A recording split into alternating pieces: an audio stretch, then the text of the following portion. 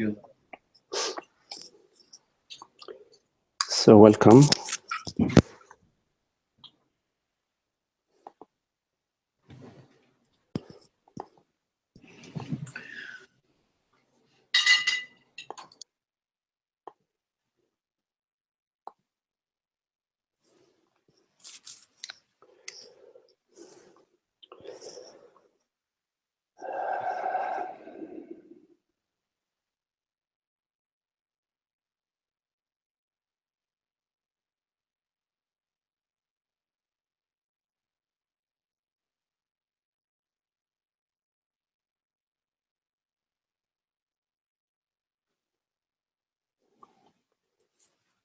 So if there are any questions you want to explore.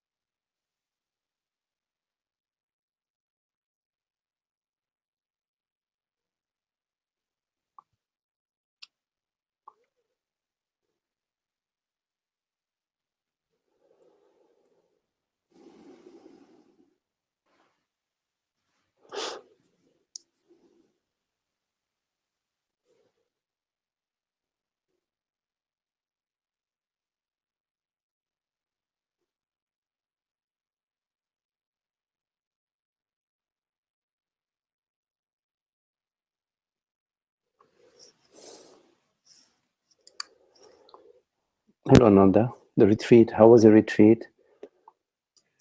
And did you find people are progressing in their journey to freedom? I'm putting you on the spot now. No, it's okay. The retreat was very, very lovely. Very beautiful to be among the Sangha out there. Very,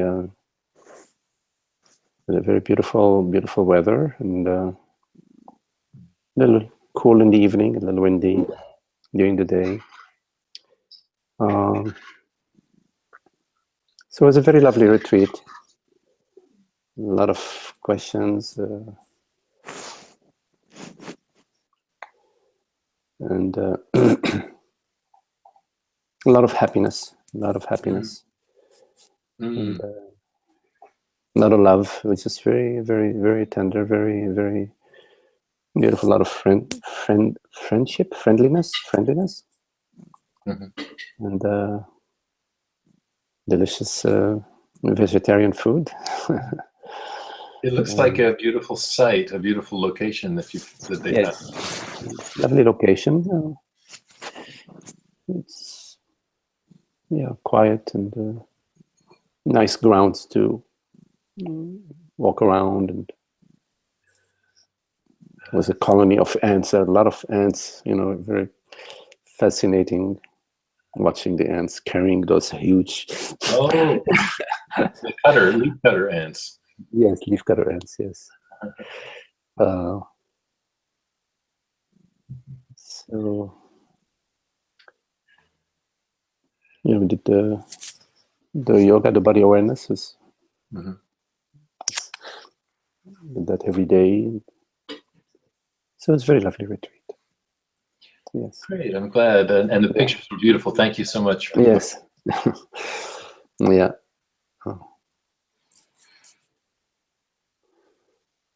Oh, Tara says the retreat was wonderful. Such sweet people.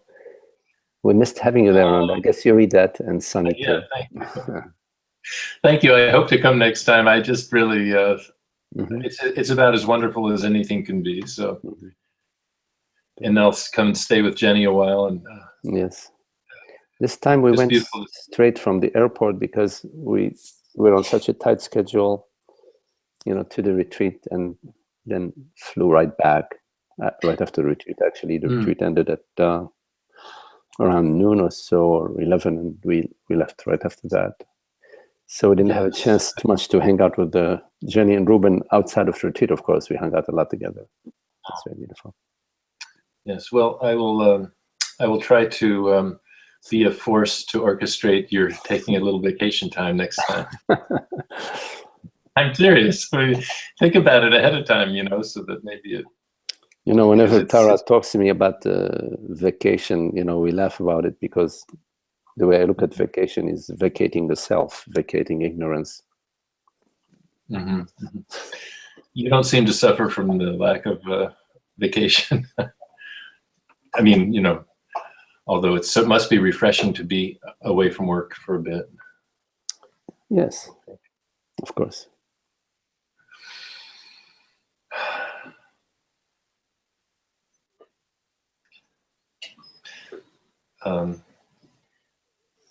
Just as long as I'm having this opportunity to say, I finally stopped working night times.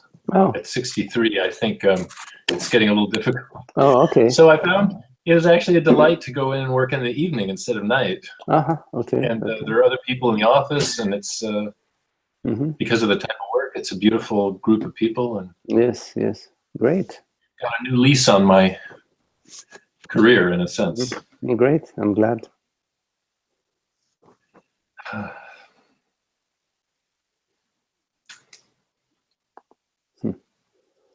Thanks.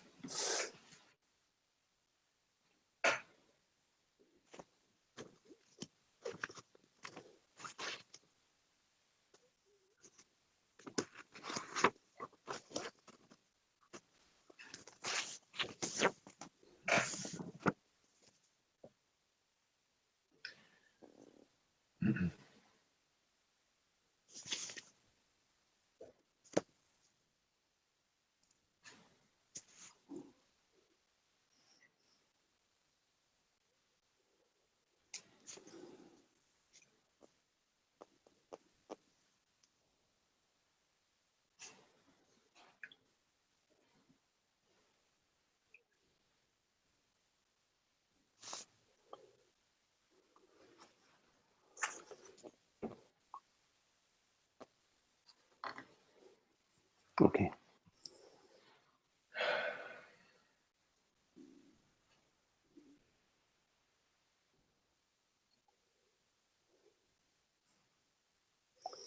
Any questions?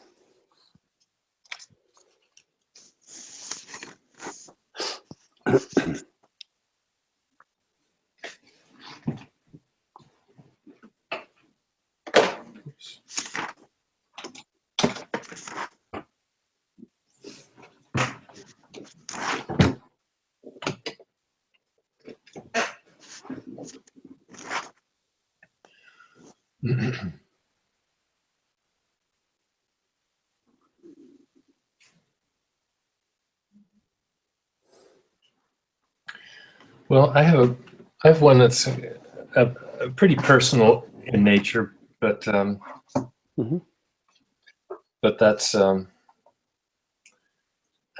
that's provisional. The personal is provisional, so I don't see any harm in it. I wonder about intimate relationships with people who are not as interested in this subject as I am. And, you know, sometimes you meet somebody who you want to spend time with because of a nice rapport, and there's a feeling like they could come right along. They might come right along also. They're interested. And that's almost as good as being, you know, I have several friends like Ted and my friend Krishna, who's actually visiting right now, and who I think really are self-aware, you know, and share a lot of freedom and a lot of innate happiness, you know. And then there's some people who are pretty happy, but don't quite have the perspective that I do, or don't have the well, something seems to be missing when the person doesn't actually consciously know that they are their own happiness. You know, if you're enjoying the relationship, it's So what's the problem? I mean, you don't need to think about it. Just enjoy the relationship. Is there something in the relationship that you're not enjoying in the relationship itself, or are you thinking about, oh, gee, where am I at? Where are they at? It's more like, it's a little bit like that. Where we at? It's partly like the greatest joy I have. The greatest joy I have in the company of satsang or sangha. Well, then, if that's available to you, it makes sense to follow your greatest joy. Mm. I mean, if you were in town and there are various restaurants, and you know, there are the restaurants that serve better food and, you know, better ambiance and better service, it'll be no-brainer just to go there, because it's, you know, it's provides you this quality. It doesn't matter. Like, there is one restaurant out here that we literally just go there and almost nowhere. Actually, it would be no exaggeration to say we don't go anywhere else. Well, True Food, we've been together there, you know. Yes. With you guys. True Food. Where we go to True Food. Where did we go yesterday? Went to True Food. Right, that's totally understandable. So in relationship, you relate at the highest enjoyment level that's possible for you. Now, of course, at work and other situations, you have to relate not necessarily with the happiest people, but you may have, in some cases, not too much option, and as long as it's overall working, that's okay. Like at work, right. In your personal life, you can pick and choose to spend your time with the people you enjoy the most. Yes. And then here's another issue that it's a very, very intimate issue, subtle issue, is that when you have an intimate relationship with someone, even if there's no marriage, there's no contractual thing about it, there's a sense of, I don't know what to call it, counting on almost, or there's some continuity. There's trust. There's mutually getting needs met, on a personal level. And so I think that I'm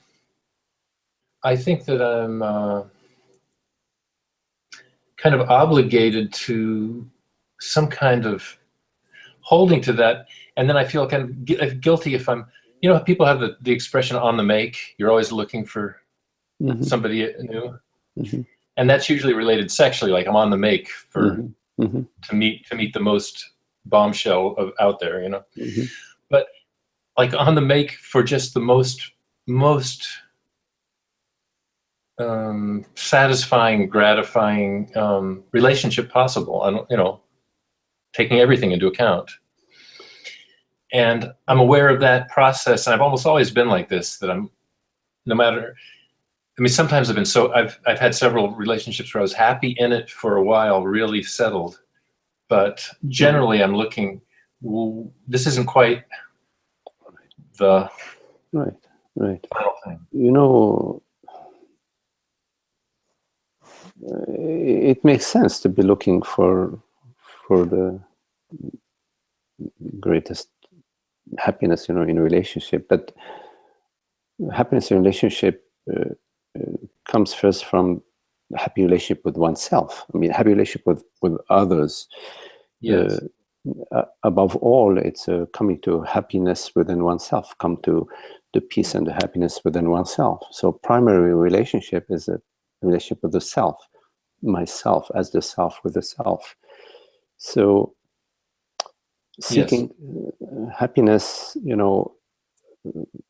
looking out in the market, finding the best product out there, the best relationship out there is not, you won't really fulfill what you're looking for, because you are coming into your search from an incompleteness. You're not coming from your wholeness. So you need to contemplate your wholeness, and relationship comes like a, from beyond. What like divine. There is a divine orchestration of what unfolds in your space, in your body mind, and it's orchestrated from beyond, not by the mind.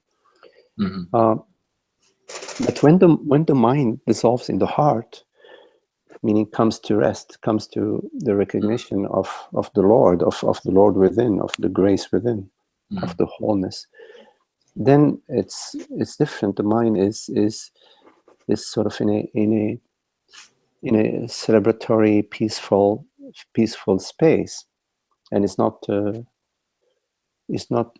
on the hunt. It celebrates, but it's not looking just at the skin of the onion. It's looking at the heart, and at the heart it recognizes the love and the beauty which is innate to ourself, to our true nature.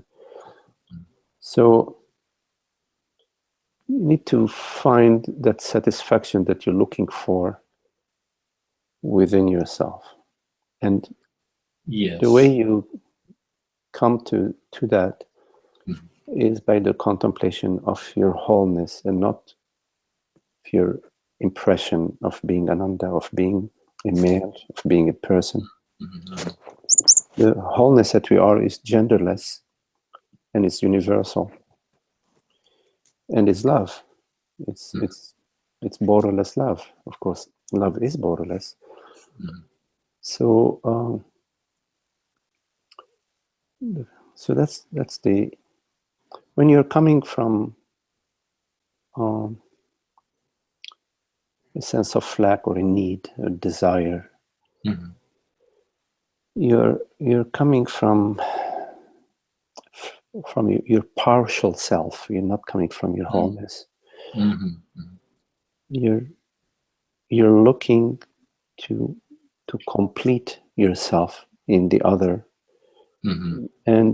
but the completeness of yourself from the other can't really occur or last. It may get that impression initially, but it won't last, because the incompleteness that you are is an illusion. An illusion, yeah. An illusion, and so you are trying to fix an illusion, and because you're trying to fix an illusion, you still believe that the illusion is real. You see, it's a different thing if you recognize the illusion to be an illusion. But when you imagine the illusion to be real, the illusion of being a separate self is real, then you haven't seen through it. You're still trying to fix it, to get like the best relation, the best intimacy that can give you that, that wholeness. But whatever impressions of wholeness or happiness that you experience in an intimate relationship will not last as long as there is still the investigation of the impression of your separate selfness hasn't been seen through. And in a way, at some point, we realize that this constantly seeking outwardly is sort of a resistance to being still and contemplating. It's like a little bit of a tantrum. Yes, it's gentleness and avoidance, a form of avoidance. Right. Well, that's good. Yeah, and I said there's quite a paradox in terms of thinking. I want to be with someone who's come to the resolution of their self and recognizes their own. Because And maybe the other one is saying the same thing, and so we're both maybe doing the postponing game. But so you have to come to it within yourself, and then like it's really beautiful. Relationship is such a great place of celebration, a space of celebration. Mm-hmm. It's very happy. I mean, the relationship can be very happy, but if the happiness within is already, is being contemplated. Yes. Of course, it's great when both parties are truth lovers, both friends are truth lovers, and they're both contemplating the self. So they both sort of energize each other. Yes. The one thing that happens a lot of times, I mean, basically everybody I know personally is interested in, they at least follow something. They've been in a yoga communities or something. Mm-hmm. But there seems to be this shift where somebody might think, almost everybody that I know thinks, I've heard this stuff, like the content of our satsang. Mm-hmm. I've heard these things. I know what you're talking about, and now I'm just living my life. But in fact, that shift hasn't really happened to the complete freedom, Yeah, even if you've heard the teaching 1,000 times, it doesn't matter. You always have to hear it freshly. You hear the teaching freshly. It's not a cumulative process. It's right. It works non-linearly, but it does work. You're staying with the teaching, contemplating the teaching. I've heard it 1,000 times. Yeah. No, it's always. It's not what you hear with your ears. It's you hear with your heart. You hear with the self. You hear with your wholeness. You hear from a different place than the mind. As if you're hearing from the mind, you're not really hearing, because they're just concepts. Right. The teaching is beyond the words. So when you're hearing, it's listening. It's a listening. Yes. And it's an open listening space that's resonating with the teaching. It's not me listening to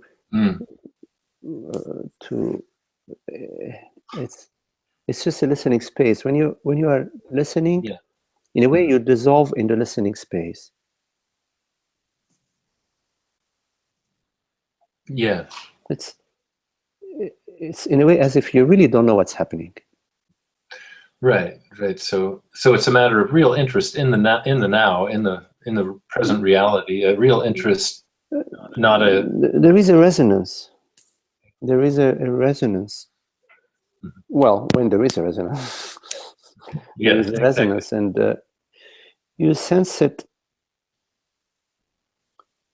You don't sense it with the mind. You sense it with the heart, with your being. Right. You don't need to understand. The understanding happens without a me. When you understand, there is not a me. Mm-hmm. Before the understanding, there is. After the understanding, there may be. Oh yeah, I got it. But the moment of understanding, there is no mind. Mm-hmm. Mm-hmm. The mind sort of takes you to the edge of the understanding. And then the understanding is via grace. Is the image okay? Because the sun is sort of shining in my face, and I wonder. You're now in the shadow. I see you're moving over into the sun. You're going to be in the dark in about 2 minutes. Okay, we may have to move because of the lighting. Yeah, the lighting. Okay, but it's okay so far. Yeah. Okay. Yes, you look a little bit mysterious. The mystery of the sun. Well, this is this is great, and what you've been saying, and the thing that really resonated was that postponement. That that really rang. That it's a if it's something I'm mulling over, it's really a postponement of this settled quality. And also, there's like repetition. When you're repeating something, Yes. you'd be a little wary of that, because yes. in the absence of the freshness, there's like a repetition. There's usually sort of a impression of personal self behind the scene. Oh, yeah. It's very similar to like non-vichara.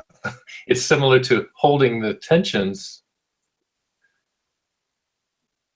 you know, and feeding, and, you know, just maintaining it because of Yes. some attachment still to the form and the yes the old paradigm of thinking and everything. Yes. Oftentimes our doing is reinforcing the me.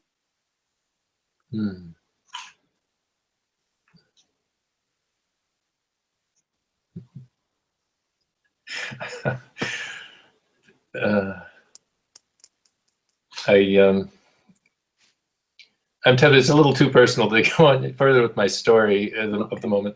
Okay. But yeah, I will. I'll stop it. It's very, very helpful. Thank you. Okay, Ananda. Nice talking to you. It's good to see you.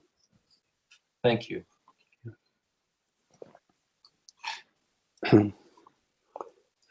Hello, Randa. So, Randa, you ask, how do you break with the patterns that arise in the mind?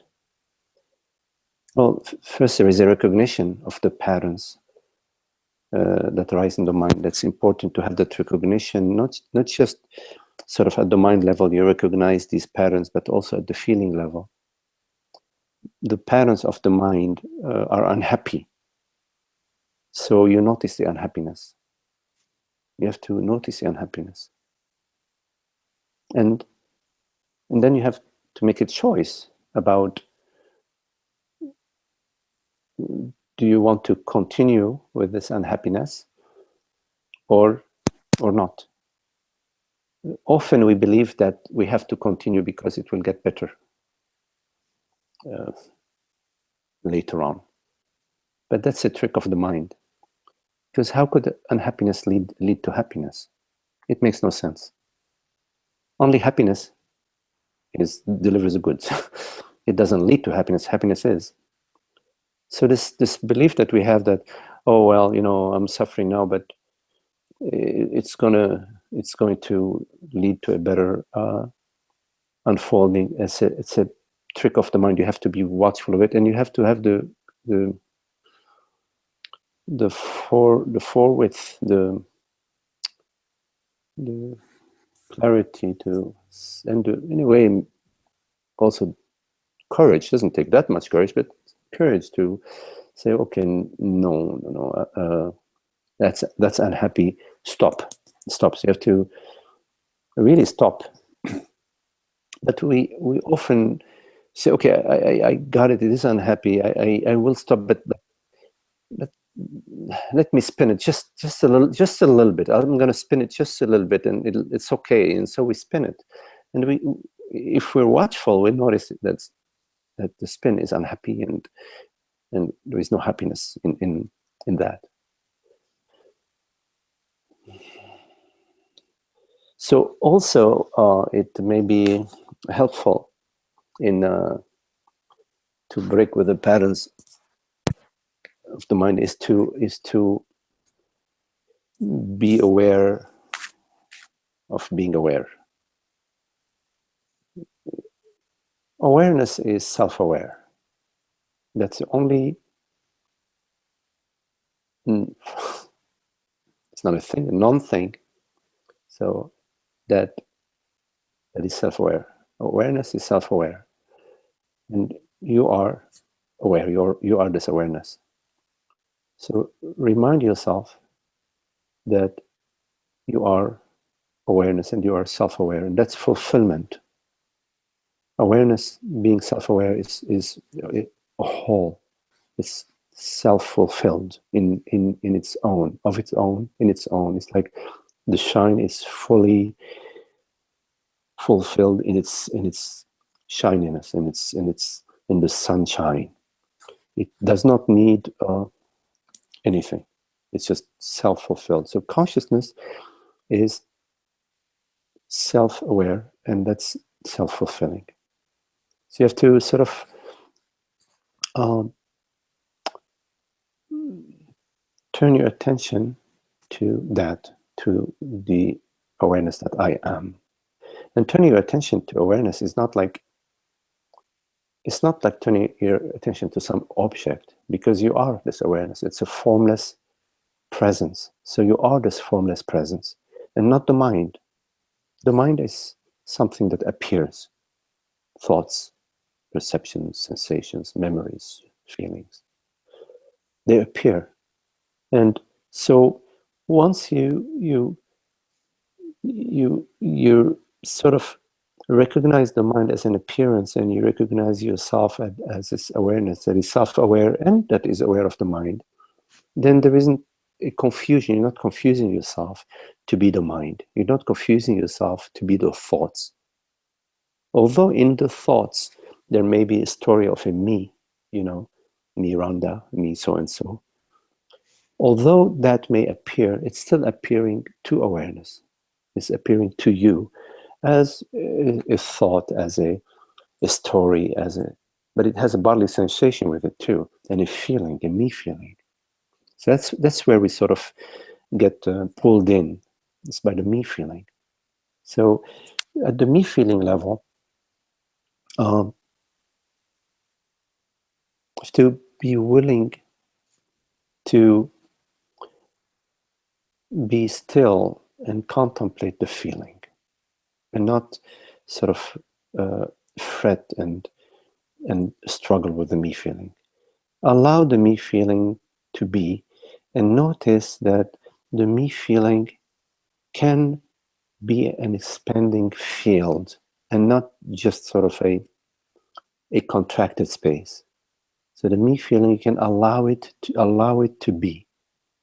Allow it to be. Allow it to sort of expand, you know, whichever way it wants. And as it's expanding, you will notice that this me contraction is not that contracted. We have a tendency when there is a me feeling is to contract it even more. We contract it with our argumentation, and we contract it with our thinking, which triggers the emotions. I don't want to step too far away from your question and go into other avenues. I think that for now that's right. So you're right, Randa. When the pattern is strong and I'm identified, it seems that I'm unable to get out of it. Yeah, well, you don't need to get out of it, because you're already out of it. You're not. It appears in you. It is in you as an appearance. You're not in it for you to get out of it, because you're experiencing it. If you're experiencing something, you're not inside of it. You're experiencing it as it's appearing in you. Do you see what I mean?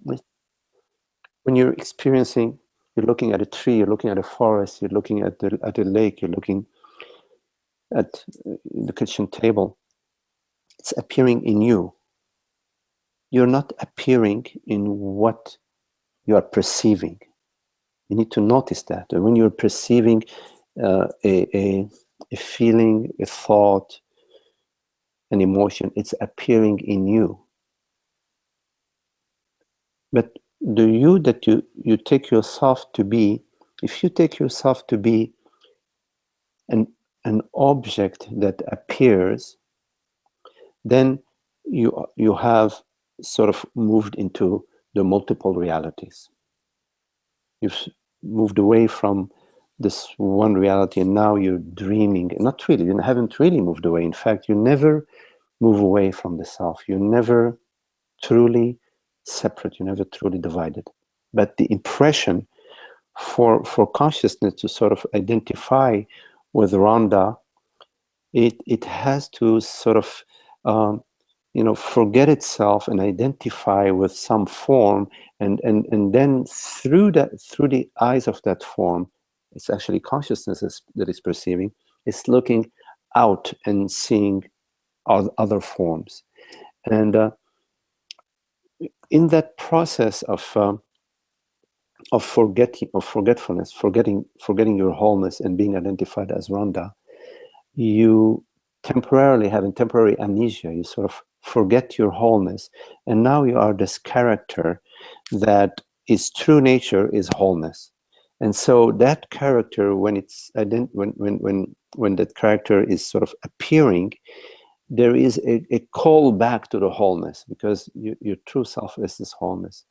But as long as consciousness is identified with this body mind, it can't expand to the wholeness. It cannot release the body except via the contemplation that, that what am I truly? So there is a process of contemplation where you sort of come to the understanding that what you are is this awareness that is perceiving this experience, and you are not the experience itself.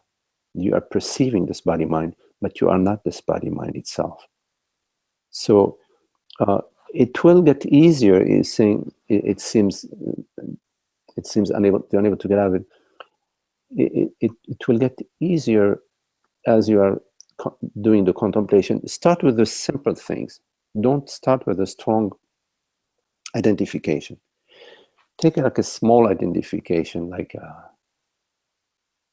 I'm identified with the feeling of my belly or my chest, or I'm identified with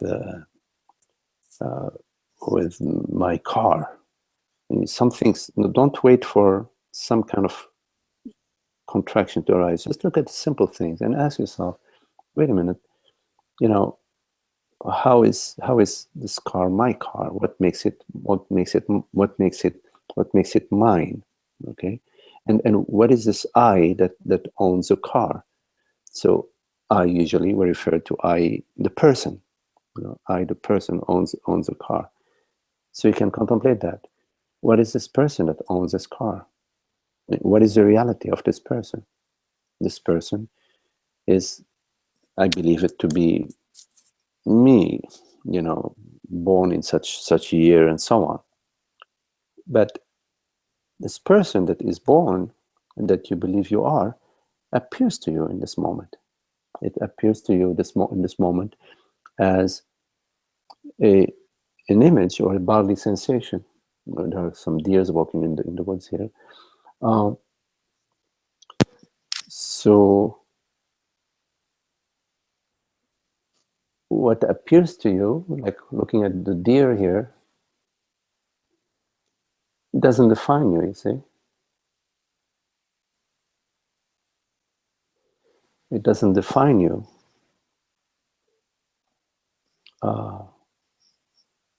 So this owner, the owner of the car, the owner of the body, is an imagined owner, because you're defining yourself from what you are perceiving. You're defining yourself as some form based on some thoughts and some feelings. But you can sometimes just rest for a minute. Just be. Simply be. Sort of let the thoughts settle. And you may find as the thoughts settle that all these impressions of being someone are like temporarily anesthetized. And there's a quietness. But we often do these exercises in meditations, and we walk away with, we do it cumulatively. In other words, we have an agenda. And when we have an agenda, then the me impression is reinforced. So you have to sort of do this contemplation without any agenda, just for the fun of it, just to experiment with it.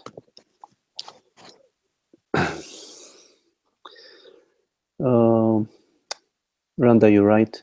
During the day, there are many moments when the world seems like a dream. But during identification, it seems that all is lost.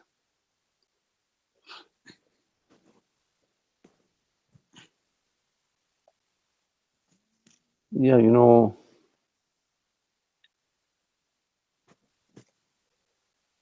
it is like a dream.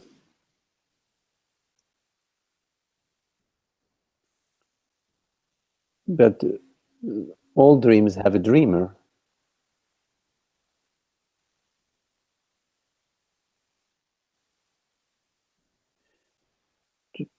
The objective of the contemplation of the self is not to perceive the world as a dream, but it is a revelation of the dreamer. So you are the dreamer of the dream, the world that appears as a dream. And you are also the dreamer of the world that appears as a contraction, as a me. You're the dreamer of all dreams. You, consciousness. Can you relate to what I'm saying?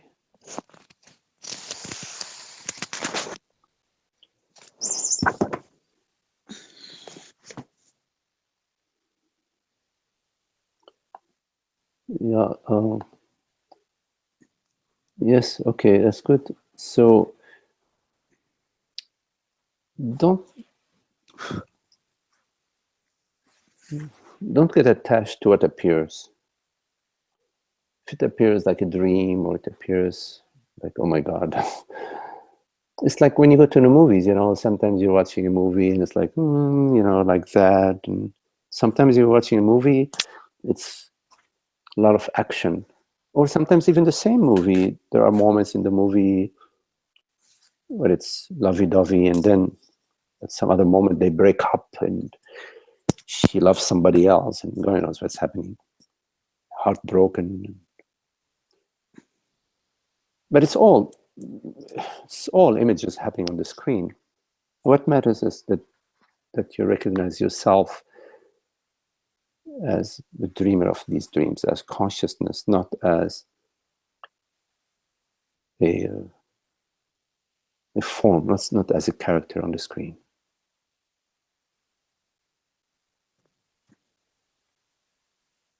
That's where the peace is in the self-recognition of that is unmoved, unstirred by the images that arise. And in time, as you're recognizing yourself more and more in a way, then the movie becomes sweeter and sweeter, less drama, less identification, because you're recognizing yourself as consciousness and not as some character, mortal character.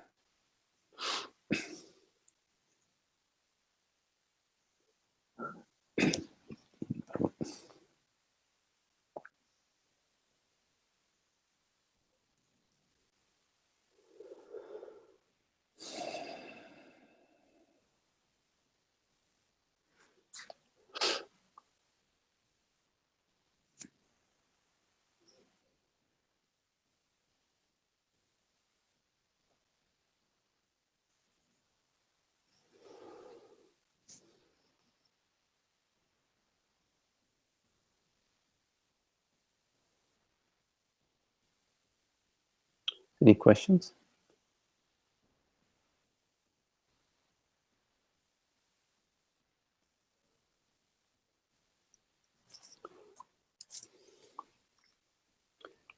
Okay, Renate, good rest. Enjoy your rest.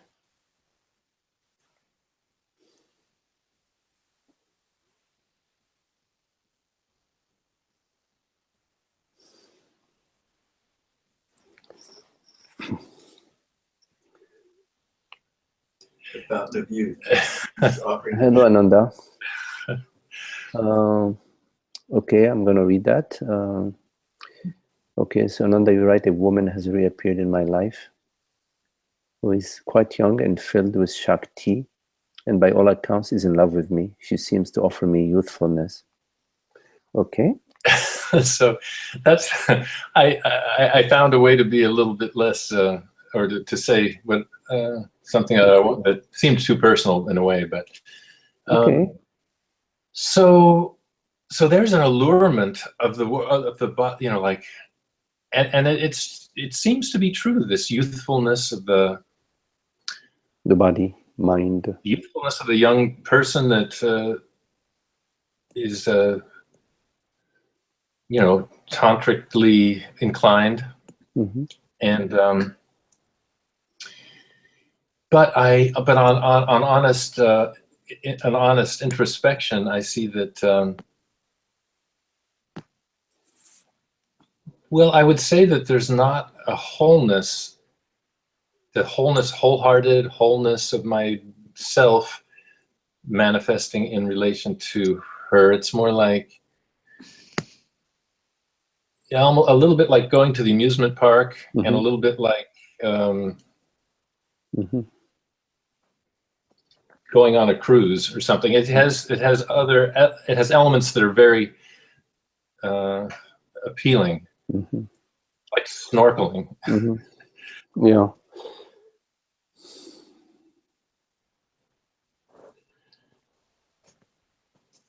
Now, if she understood, if she was truly, if we had conversation like this, that would make it feel whole for me. Mm-hmm.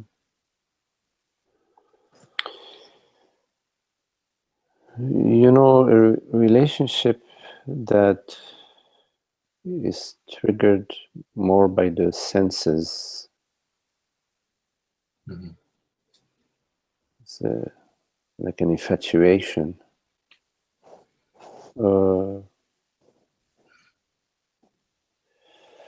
Has a lot of hiccups in it. Right. You will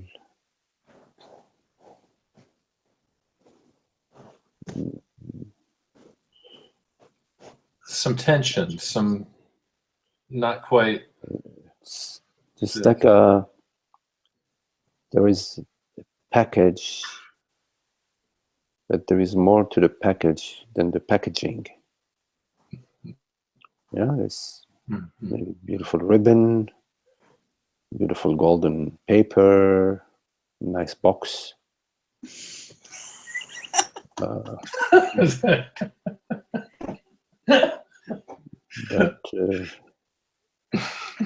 so you have to look at where this is coming from. If it's the youthfulness, and it's very lovely, but if you, so sometimes you meet somebody who is much younger than you, mm-hmm. and but it's not about that. Right. About that. Of course, that is in a way like part of it, but it's not right about that. Right. It's not an infatuation. Right. And you will find that out very quickly. But then you have to pay the price. All right. Well,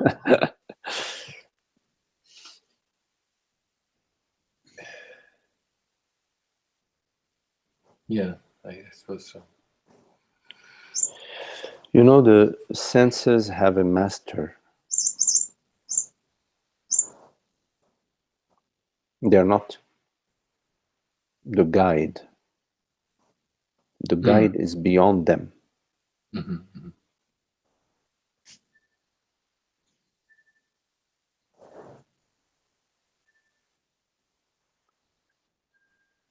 There is a a maturing process where the senses move from being the boss to slowly being the servant.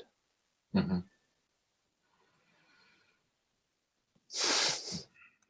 Sometimes it takes a few lifetimes, you know.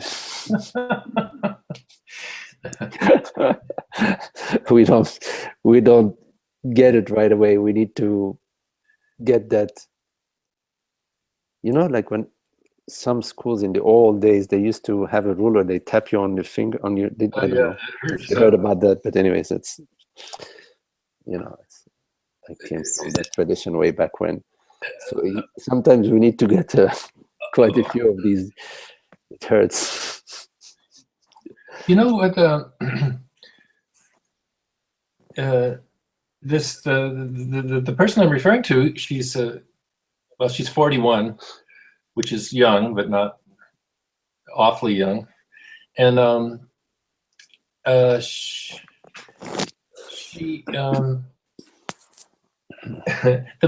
the main thing that's difficult is she'll get on a subject and just talk for, you know, who knows how long, 30, 40 minutes, sort of perseverating on a point.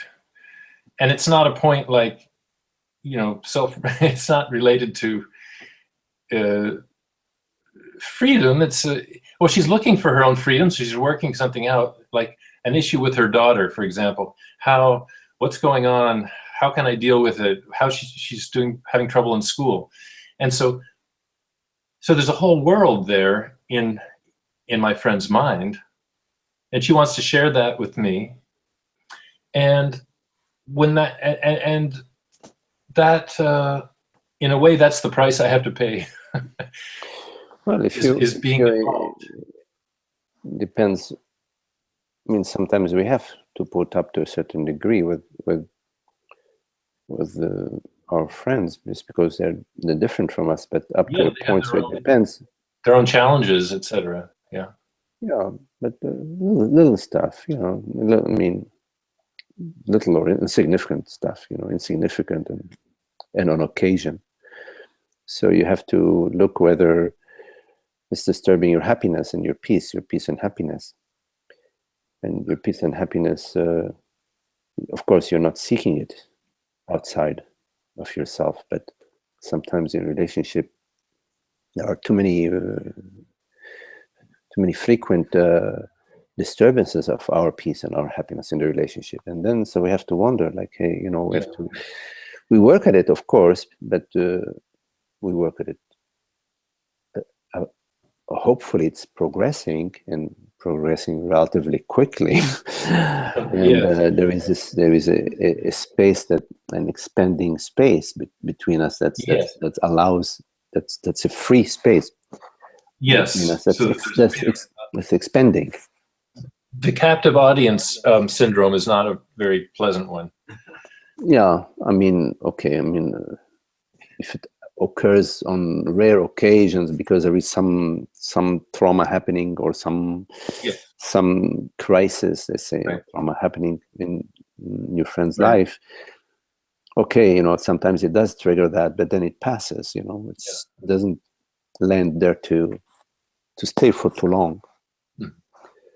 But you are never responsible for your friend.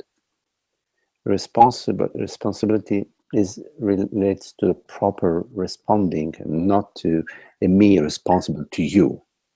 It is the intelligence, the responding from intelligence. Right. You know, that's the wholeness, that's the heart, and the wholeness, just responding or being with the situation. When you're responding, you're taking into account everybody and everything. You're taking into account what's happening in your friend's life, in her psyche, in her mind, and also what's happening for yourself. You don't sacrifice your happiness. Yes. Thank you again. Very, very helpful. I'm glad I took the step to mention my situation. Okay, Ananda. Thank you, Maggie. Okay. Rhonda. sequential memory, you're right, Rhonda, right? Sequential memory seems to make the sense of me. How do you manage it? Sequential memory seems to make the sense of me. You know, Rhonda, the sense of me relies a lot on thought, you know, on memory, on images and memory. Time, me in time. So it's like the me impression is made out of a past image that's moving sort of from the past to the future. So there is an image that appears, a memory, with a me in it, the me being some kind of thought and the sensation. And it's in the thought there is a sequential story. I'm getting better, I'm getting worse, I'm getting what I want, or I'm failing in my life, whatever. And all of these thoughts and, of course, sensations that have a me in time and in space is what we refer to as the me impression, the sense of me. And you manage it by understanding it. You understand it. You stand under it. You look at it from standing under it, not with identification. So the understanding is that the wholeness of the self that I am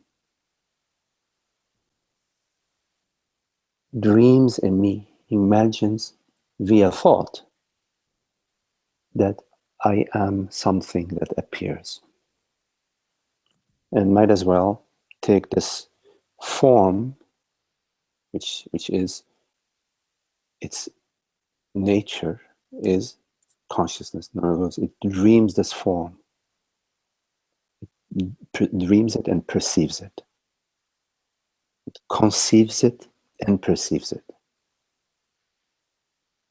Simultaneous conception and perception. So it conceives and perceives this form and identifies with it. It says, oh, I am that. It could conceive and perceive a tree and says, I'm a tree.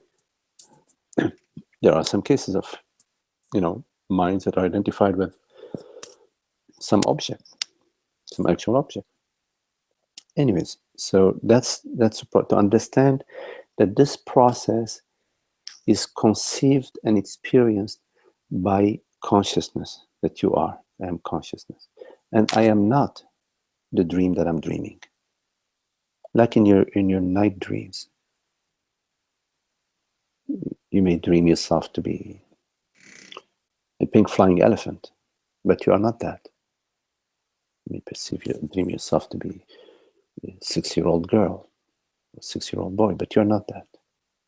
You are not what you perceive. So sequential memory requires consciousness to know the memory, to perceive the memory. And when you perceive, you are not what is perceived, you are the perceiver. You follow what I'm saying?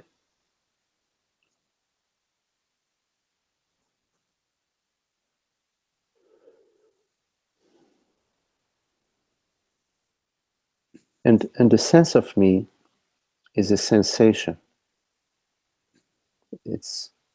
You're not defined by a sensation. The sense of me does not define you, except if you say yes to it. So you perceive the sense of me, and instead of saying yes to it, you contemplate it. Says, wow, interesting. Interesting. This sensation of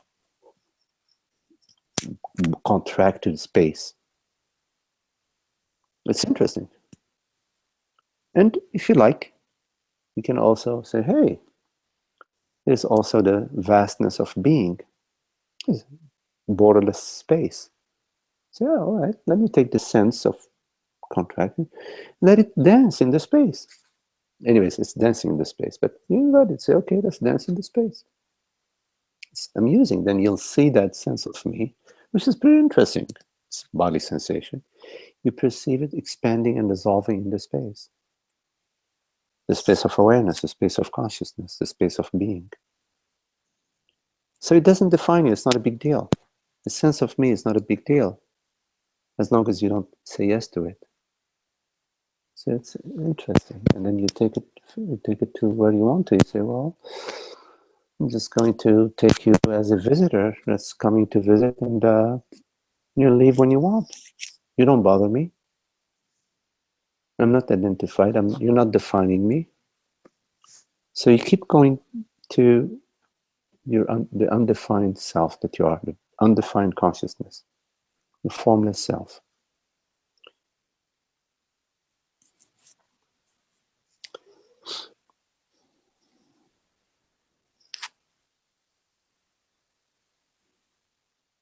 And you don't need to go far, because you are that. You are this aware presence. It's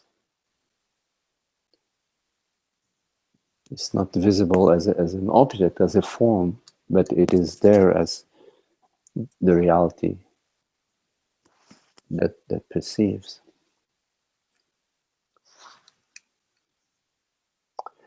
Okay, well, very nice being with you all. Very lovely as usual. Thank you, and wishing you all lots of love, and we'll see you soon. Thank you, Maggie. Okay, Nanda. See you, Nanda, Linda, Richard, Randa.